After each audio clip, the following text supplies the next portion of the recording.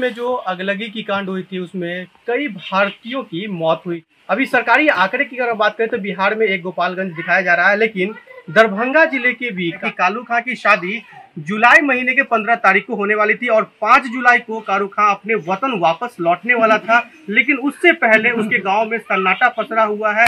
इस पूरे परिवार में कालू खां ही एक ऐसा व्यक्ति था जो पूरे परिवार का भरण पोषण करता था। अभी उनकी मां जो कि यहाँ मौजूद है, उनसे विशेष बात करेंगे। कालू कितने वर्षों से वहाँ काम कर रहा था कुवैत में? 7 साल से। कब शादी होने वाली थी? ये अब जो आएंगे जो 25 तारीख 5 तारीख तो उसकी फ्लाइट है। आप जो 5 तारीख आएंगे ना 25 तारीख।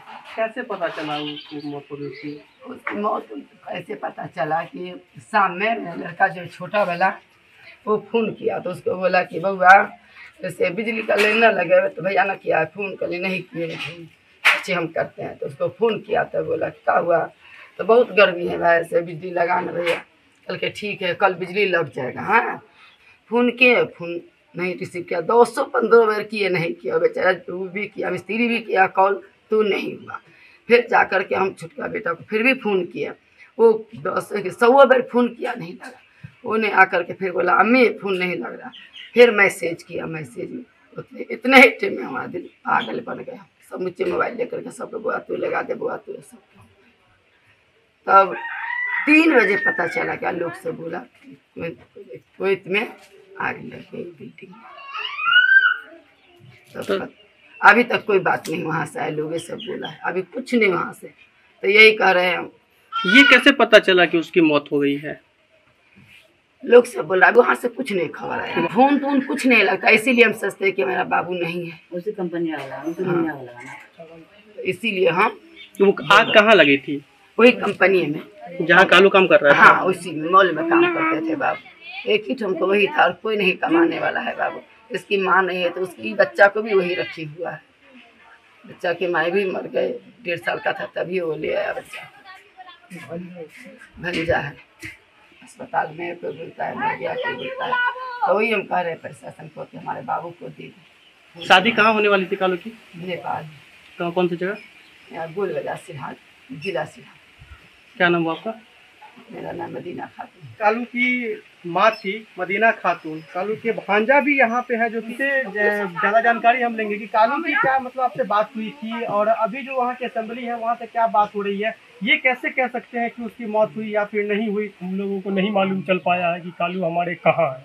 हम मेसी में भी बहुत सारा प्रयास कर रहे हैं। हमने वहाँ भी हमारे जो लोग रहते हैं हम उससे भी बहुत प्रयास करवा रहे हैं लेकिन अभी तक कुछ कालू का पता नहीं चल पाया है। इस दौरान हम लोग जो है हादसे में जो शिकार हुआ है अभी तक सर्टिफाइड नहीं हो पा रहे हैं। इस चक्कर में हम लोग बहुत परेशान बने हुए हैं समझे।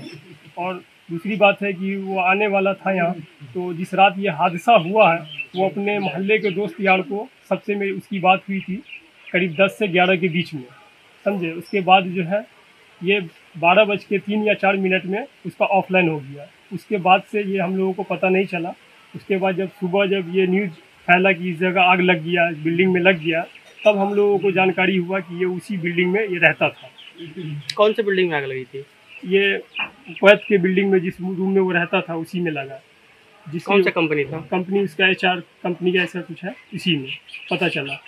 तो हम लोग जो है उसी चक्कर में अभी तक जानकारी हम लोग एम्बेसी में भी पता कर रहे हैं तो एम्बेसी भी हम लोगों को कह रहा है कि अभी तक कालू की जानकारी हम लोग नहीं प्राप्त कर पाए। दूसरी बात जो कंपनी जो है उसकी HR जो है वो अपना नंबर डाला है। हम उससे भी कांटेक्ट करने की कोशिश कर रहे हैं कि कालू का कुछ जानकारी या कुछ पता तो वो भी हम लोगों को अभी तक सर्टिफाइड नहीं कर पाए हैं।